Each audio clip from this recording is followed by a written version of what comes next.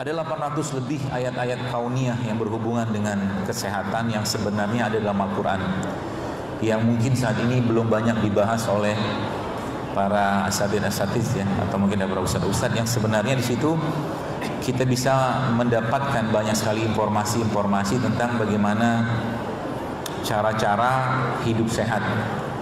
Karena sesungguhnya mukmin, seorang yang beriman itu Bapak sekalian, hidupnya harus atau mungkin terkondisikan untuk selalu sehat.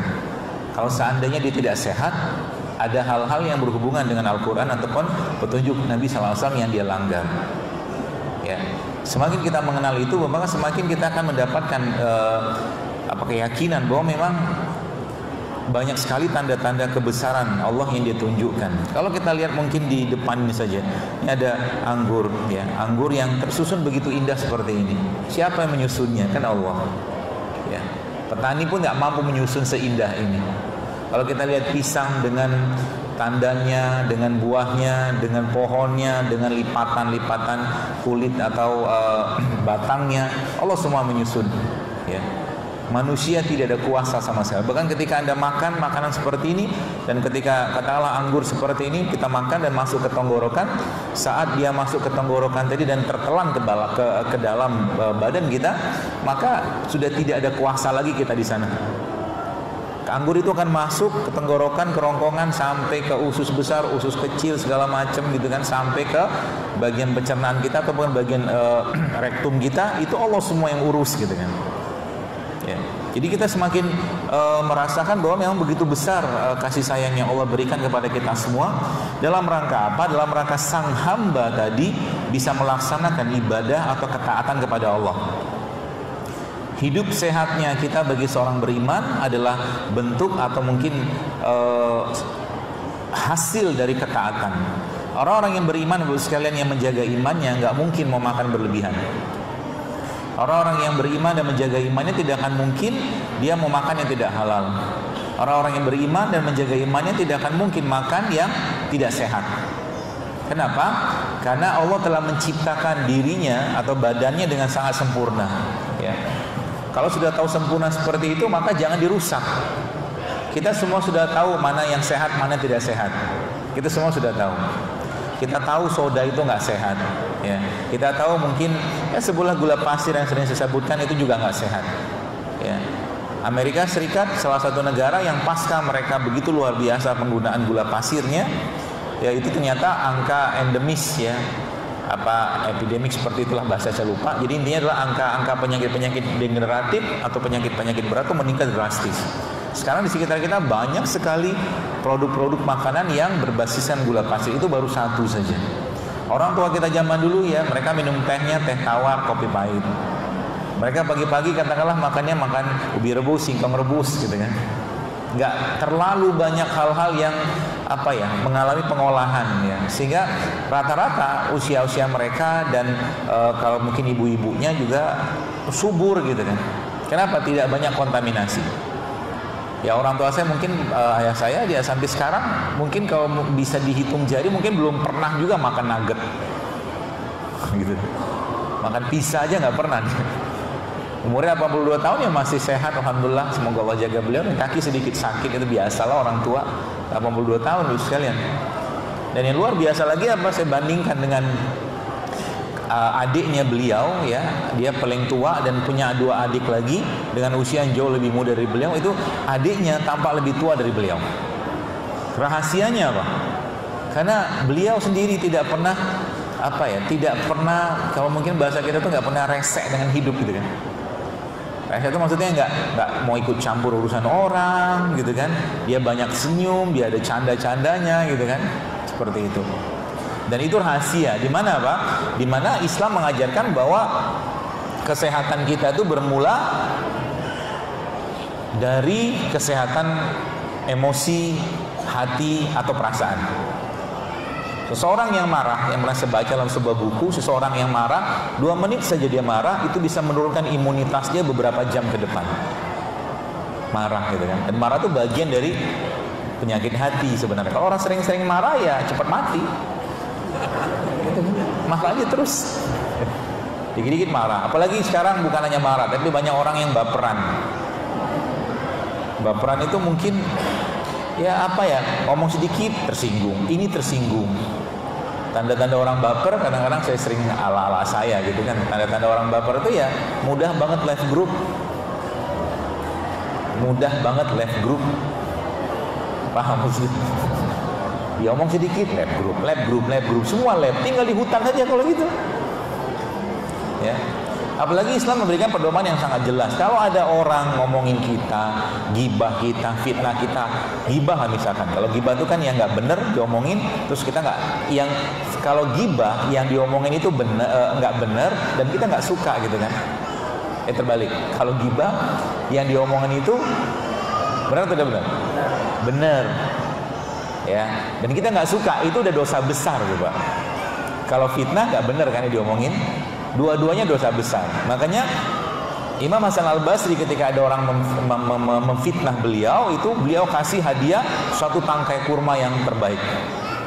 Terima kasih. Jadi kalau ada orang memfitnah kita, menggibah kita, gibah aja misalkan ya, itu kita kasih hadiah yang terbaik. Nanti di hadapan Allah kita minta pahala sholatnya, hajinya, umrohnya, sedekahnya, tenang aja.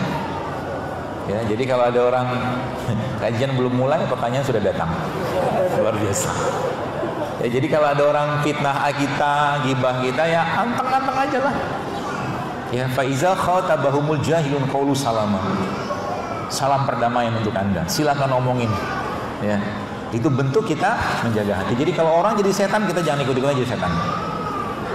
Ya, kalau orang ngomong yang buruk-buruk, jangan ikut-ikutan buruk. Maka Nabi memberikan petunjuknya. Petunjuknya apa? Petunjuknya adalah kalau ngomong yang baik-baik. Kalau nggak bisa ngomong baik, ya diem. Diem aja. Maka ada salah satu sahabat Nabi SAW sekalian yang bernama Abu Dujana radhiyallahu anhu. Ketika beliau meninggal, Abu Dujana itu sekalian menjelang meninggal. Dalam fase sakitnya itu beliau, subhanallah, orang melihat, ya sahabat-sahabat yang melihat tuh ada cahaya bersinar di dahinya seperti lampu gitu kan, terang sekali. Ya, lalu ditanya sama beliau, itu amalan apa yang kau kerjakan sehingga Allah memberikan keistimewaan seperti itu? Riwayatnya begitu. Lalu subhanallah dia jawab, ada dua yang saya minta sama Allah. Yang pertama apa? Agar Allah menghilangkan kebencian dalam hatiku terhadap kaum muslimin. Itu yang pertama.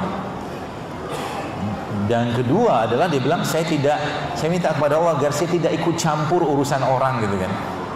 Tidak ikut campur urusan orang. Zaman sekarang banyak orang ikut campur. Contohnya apa? Ada temannya beli baju baru, mobil baru, tanya panjang lebar, nggak ada urusan, nggak ada kepentingan. Ikut campur sebenarnya, nggak ada urusan. Ditanya jawab, nggak ditanya diam, selesai gitu. Cara menjaga hati. Maka salah satu tips dalam Islam untuk punya anak, sebagaimana tipsnya Nabi Zakaria. Nabi Zakaria ketika beliau ya dengan usia yang sudah sangat-sangat tua ya istrinya berumur 90 tahun, beliau pun nggak salah umurnya 100 tahun gitu. Itu subhanallah, Allah memberikan petunjuk kepada beliau. Kalau nanti istrinya hamil ya, maka fase-fase itu ditandai dengan Nabi Zakaria nggak bisa ngomong. Jadi salah satu cara untuk bisa mudah hamil, jangan banyak ngomong, diam aja, istighfar aja. Yang Allah sampaikan dalam surat Nuh kan, Allah katakan perbanyak istighfar. Ya, perbanyak istighfar, maka apa yang terjadi? Yang terjadi adalah Allah akan memperbanyak anak-anakmu dan kebunmu, kata Allah. Seperti itu.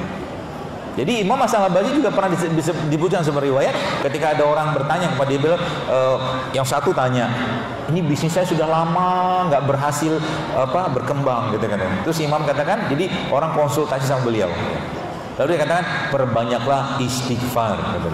Terus ada lagi yang tanya sama beliau, wahai Imam, wahai Syekh, ini kami sudah lama menikah tapi nggak punya anak keturunan. Apa saran Anda? Perbanyaklah istighfar. Jawabannya sama semua. Itu Al-Quran menjelaskan seperti itu. Jadi apa-apa yang ada Al-Quran itu kita pakai aja sebenarnya, karena ada janji Allah di sana. Mau punya rezeki yang banyak-banyakin istighfar. Gak usah banyak ngomong. Gak usah banyak urusan orang. Mau punya anak, keturunan, ya perbanyak istighfar. Ya, dahsyatnya zikir. Ya, bahkan yang luar biasa, Bapak sekalian. Ada sekitar 2-3 bulan lalu saya dapatkan sebuah penelitian dari teman dokter juga, yang beliau meneliti tentang orang-orang yang kena darah tinggi. Itu dia Di situ disebutkan orang yang kena darah tinggi sama darahnya rendah. Itu ternyata bacaan Al-Quran dan zikir yang dilakukan itu ternyata yang darah tingginya menjadi normal, yang darah rendahnya menjadi normal, diseimbangkan sama Al-Quran. Luar biasa kan? Dan memang begitu janjinya Allah. Allah Subhanahu wa taala janji dalam Al-Quran bahwa dalam Al-Quran itu terdapat syifa, terdapat kesembuhan. Ya. Wa nunazzilu minal Qur'an ma huwa syifaa'un wa rahmatul lil mu'minin wa la yazidu dzalimin illa khasara. Kata Allah, dan kami jadikan Al-Quran itu sebagai penyembuh. Maka kalau seandainya kita kembali pada Al-Quran, pengobatan kita akan banyak penyakit-penyakit yang bisa terselesaikan. Yang paling diselesaikan pertama kali oleh Al-Quran adalah apa? Penyakit hati. Hasad, iri, dengki, benci, sombong, ria, ujub, macam-macam. Dia akan bersihkan semua. Karena semua penyakit fisik, kata Ibnu Qayyim al-Jauziyah, bermula dari penyakit hati dulu. Semua penyakit fisik akan dimulai dari penyakit kolbu. Mungkin di luar yang emergensi itu lain cerita lah. Ya, secara umum kayak begitu. Ya, maka jaga hati. Dan hati kita ini adalah sosok organ yang sangat susah dijaga. Sangat susah. Maka kita diperintahkan oleh Nabi SAW untuk membaca doa anti baper. Ya kan? Doa yang kalau kita baca, hati kita terikat dengan Allah. Sering kita baca doa. Dan Aisyah pernah ditanyakan, ya Aisyah, apa doa yang paling sering dibaca oleh Nabi SAW? Dia katakan, ya muqallibal qulub, sabbit qalbi ala dinik, ya musarrifal qulub, sarrif qulubana ala. Ini lagi kita nggak enak hati, lagi kita nggak enak perasaan, lagi kita nggak enak emosi, baca doa itu. Kenapa? Bisa jadi karena emosi keluar kata-kata yang tidak pantas. Kan gitu. Dan kalau kata-kata tidak pantas itu diucapkan dan tidak katakanlah bertentangan, berlawanan dengan akidah, bisa keluar Islam dia. Macam hati-hati dengan hati, hati-hati dengan hati. Ya, jaga sikap, jaga hati, dan jaga hal-hal yang sifatnya bisa merusak fisik kita. Ya, bisa merusak, dan itu dimulai dari hati dulu. Ya, maka ya muqallibal qulub, ya musarrifal qulub itu menjadi doa yang sangat kita baca Bapak sekalian. Ya. Karena itu bisa menyehatkan diri kita sebenarnya. Menyehatkan apa? Kolbunya dulu disehatkan. Jadi kalau kita sekarang mau ngobatin orang-orang yang kena penyakit-penyakit berat, ya mungkin kanker, mungkin segala macam itu, yang pertama kali kita sampaikan kepada dia adalah ajak dia untuk bertobat, ajak dia untuk beristighfar, ajak dia untuk berzikir, ajak dia untuk dekat dengan Al-Quran. Itu obatnya dulu. Ya. Dan itu di dunia barat tidak dikenal, mereka kenalnya meditasi. Ya, tadi saya ngelihat satu penelitian, ada satu agama lah gitu kan yang diteliti orangnya bermeditasi, lalu dilihat pakai itu apa brain scan gitu, CT scan gitu kan, itu ternyata orang-orang yang berzikir atau bermeditasi ala agama tersebut itu bagian-bagian otak itu ada yang bersinar-sinar gitu kan, lebih merah gitu kan. Bayangkan kita tiap hari sekalian, pagi siang malam isi kita itu, kalau muslim itu membiasakan dengan seperti ini, itu betapa pintarnya kita, betapa cerdasnya kita. Ya, dekat dengan Al-Quran. Jadi kalau kita di sini saja mulai membiasakan sehari mungkin baca Quran misalkan 1 juz, 2 juz, setengah juz, harus ketemu Quran. Karena Quran itu sebaik-baiknya berzikir. Sebaik-baik zikir ya Quran. Maksudnya banyak hikmah-hikmah dari Al-Quran kita bisa dapatkan. Ya, dekat dengan Al-Quran. Dan orang yang dekat dengan Al-Quran tidak akan mungkin banyak penyakit-penyakit yang berat. Ya, tidak akan mungkin karena hatinya pasti terjaga. Orang dekat dengan Al-Quran, Al-Quran menjadi juru bicaranya dia dalam segala kehidupan. Ketika dia makan, dia pikir dulu, yang saya makan ini halal nggak? Toyib nggak? Berlebihan nggak? Mikir dia. Gitu kan? Jadi kalau kita sudah mengerti konsep-konsep seperti ini, maka kembalilah kepada Al-Quran dan kembali kepada petunjuk Nabi SAW. Dan di situ semuanya ada petunjuk yang memang tidak secara detail. Ya, kita perlu teknologi, kita perlu sains untuk menerangkan itu. Ya, sebagaimana tadi saya sempat cerita di kajian pagi tadi, saya katakan ada satu penelitian itu ternyata surat Ar-Rahman itu ketika dibacakan, ini penelitian ya, itu ternyata bisa memperbaiki cognitive behavior. Otak kita itu bisa diperbaiki sama dia. Dengan variabel yang satu didengarkan musik, yang satu didengarkan atau dibacakan surat Ar-Rahman, ternyata efeknya berbeda. Itu luar biasa Al-Quran. Ya, dahsyatnya Al-Quran. Dan ketika kita baca Al-Quran, bolehkah kita meminta sesuatu dari Allah dengan Al-Quran tadi? Boleh. Ada baca Quran misalkan, ya Allah tolong, semoga dengan keberkahan Al-Quran ini, semoga dengan mukjizat Al-Quran yang kau berikan kepada Nabi SAW ini, engkau hilangkan penyakitku. Boleh? Boleh. Engkau perbaiki hatiku. Boleh. Engkau perbaiki pandanganku. Kita nih Bu sekalian, zaman sekarang, kalau saya lihat, kita sering mengkerdilkan hal-hal yang sifatnya besar atau sudah besar. Contoh, Imam Syafi'i ketika dia meminum air Zam-Zam, beliau meminta 3 hal. Yang pertama, dia meminta untuk mati dalam husnul khotimah. Coba bayangkan, minum air Zam-Zam, minta mati husnul khotimah. Yang kedua, beliau meminta untuk dijadikan ulamanya kaum muslimin. Yang ketiga, beliau minta untuk dimudahkan hafalan Qur'annya. Kita minum air Zam-Zam biasa minta apa? Sehat doang. Ya kan? Imam Abu Hanifah itu minum air Zam-Zam, minta kepada Allah untuk apa? Untuk agar dihilangkan dahaganya saat di padang mahsyar. Luar biasa kan? Jadi mereka tuh ngerti menggunakan toolsnya, tools tanda kutip yang Allah dan atau Nabi sampaikan, mereka ngerti semua. Ada masalah, ya ada sakit segala macam, ista'inu bisobri wassalah, kata Allah. Lagi ada sakit, lagi ada masalah, maka jangan kemana-mana dulu, kembali sama Allah dulu. Sholat 2 rakaat, minta ampun, minta maaf sama Allah, maka Allah akan kasih petunjuk. Seringnya kita, ya mudah-mudahan bukan kita di sini, adalah ketika misalkan sakit, ada masalah, mencari solusi di luar Allah dulu. Cari Allah dulu. Penyakit juga sama, Allah yang menciptakan kita Bapak sekalian, maka Allah juga pasti yang bertanggung jawab untuk menjaga kesehatan kita. Seperti itu kan, semudah itu. Sayangnya kita sering lupa, ya. Ketika sakit yang diingat, maaf dokter, rumah sakit, terapis, herbal, ingat Allah dulu. Para salafus saleh, orang-orang zaman lalu, ketika mereka bahkan tersandung batu di kakinya, itu langsung minta ampun sama Allah karena mereka ngerasa ada kesalahan yang mereka lakukan. Indikatornya kayak begitu. Ini indikatornya. Jadi sakitnya seseorang itu memang takdir Allah, tapi ada hal-hal yang mungkin pasti dia kerjakan yang akhirnya membuat badannya terzolimi. Ya. Dan kita diberikan Allah banyak makanan-makanan, ya, banyak makanan, banyak minuman. Ya, kemampuan kita untuk menahan lapar, kemampuan kita untuk menahan sesuatu untuk dimakan, disitulah letak kemampuan iman kita. Maksudnya gini. Ada satu quote ya yang disebutkan oleh seorang dokter, namanya Dr. Umar Al-Faruq. Dia katakan, hunger is the first element of self-discipline. Lapar itu adalah elemen pertama kedisiplinan diri. Kalau Anda bisa kontrol lapar, Anda bisa kontrol yang lain. Sederhana kan? Ya. Kalau ada makanan, tahan dulu. Latihannya gimana? Nanti kalau kondangan. Kan banyak makanan tuh. Coba kendalikan laparnya, kendalikan makannya. Kan pengen dimakan semua nafsu kita kan? Apalagi kita kita berada satu tempat yang makanan banyak ya, seperti kayak begitu tadi. Kalau bisa mengendalikan laparnya, maka bapak-bapak pun, waduh keren, bisa mengendalikan kalau mungkin bahasa kita tuh ejakulasinya. Seperti itu bahkan. Ya, karena lapar, ya, perasaan seperti itu ini yang mengendalikan. Lapar itu bukan di perut tapi di sini. Pikiran yang bermain. Ya, pikirannya bermain untuk kita kendalikan. Ya. Nah, maka dalam Islam Bapak sekalian, dalam Islam ada softwarenya, ada software tanda kutip dan ada hardwarenya yang kita bisa pakai untuk apa? Untuk sehatnya badan kita. Software, hardwarenya. Ya, software itu apa? Tadi saya katakan. Jadi software itu aplikasinya lah gitu kan. Tadi pertama sholat kan gitu. Sholat itu bisa bikin sehat nggak?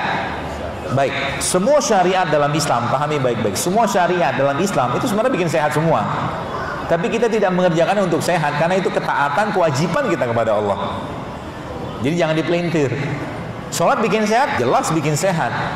Gerakan stretching dan relax paling baik itu sholat. Tapi kita tidak mengerjakan sholat untuk sehat. Kita kerjakan karena Allah yang perintahkan, wajibkan. Haji, umroh, sehat nggak? Sehatnya luar biasa. Jihad apalagi, ya, sangat sehat. Puasa sehat. Sedekah bikin sehat nggak? Caranya gimana? Oke, gini. Anda Sebulah mungkin ketemu dengan, maaf, saudara kita yang kurang beruntung ya, mungkin orang miskin seperti itu. Kasihlah uang sama dia. Sebulah mungkin ya 2.000, 3.000. Ya. Dia bilang apa? Makasih kan? Dia kan bilang makasih. Terima kasih sama-sama gitu ya. Coba kasih 300.000. Banyak. Doanya banyak. Moga-moga, moga-moga, moga-moga, moga-moga. Ini kan? Kadang-kadang kita mintanya 2.000 ngencelain ke masjid. Mintanya rezeki, jodoh, harta, banyak betul minta. Bakhil, pelit. Penyakit kayak itu? Penyakit apa? Hati. Ya, penyakit hati. Kencelengan lewat nih. Ingat, kalau urusannya sama Allah sekalian, kalau urusannya sama Allah, jangan tanggung-tanggung. Kasih yang terbaik. Kencelengan lewat nih. Anda punya uang, katakanlah 50.000 yang lecak sama 50.000 yang baru. Masukin yang baru. Yang lecek juga masukin, nggak apa-apa. Tapi adabnya kita, Anda tidak akan mungkin baca Quran tak pakai baju kan? Adab. Sekarang banyak orang kadang-kadang, Masya Allah, kadang-kadang kurang beradab dengan Allah. Kalau saya pribadi ya, kalau mau sholat, saya tidak akan mau sholat pakai kaos oblong, nggak mau, ngadep Tuhan. Paham ya? Imam Hasan ya, salah satu cucunya Nabi SAW, ketika beliau masuk masjid, sebutkan beliau, itu mukanya memerah, takut. Ada yang tanya, kenapa mukamu memerah? Karena saya mau bertemu dengan Raja Langit dan Bumi, dia bilang. Kayak gitu. Baju misalkan, kita bertemu dengan Allah, misalkan kita sholat, pakai baju yang terbaik, sejadah yang terbaik, segala yang terbaik untuk Allah. Maka Allah juga akan menghargai apa yang kita lakukan tadi. Seperti itu. Ya, itu ibadah juga kan, ibadah. Bagaimana ketulusan kita, keikhlasan kita dalam menghadap Allah Subhanahu wa taala. Umroh juga sama. Kalau Anda punya uang untuk lebih umrohnya, sekalian umroh yang terbaik. Kalau perlu nanti bisnis kelas. Oh, akan diganti Allah. Kita tuh kadang-kadang bahkan doa saja, karena gini. Coba saya tanya Bapak sekalian di sini. Siapa di sini yang pernah berdoa kayak begini? Sepertinya sih belum. Ya Allah, jika engkau memberikan aku rezeki sebagaimana rezeki yang kau berikan pada Abdurrahman bin Auf, atau kepada Utsman bin Affan, atau kepada Tolha, maka aku akan bersedekah seperti sedekahnya mereka. Belum pernah doa begitu kan? Baru urusan sedikit kita dunia ceper gitu kan? Jangan. Kita punya ruh Tuhan yang maha besar, yang maha kaya, minta semua, dan itu butuh hati yang dekat dengan Dia.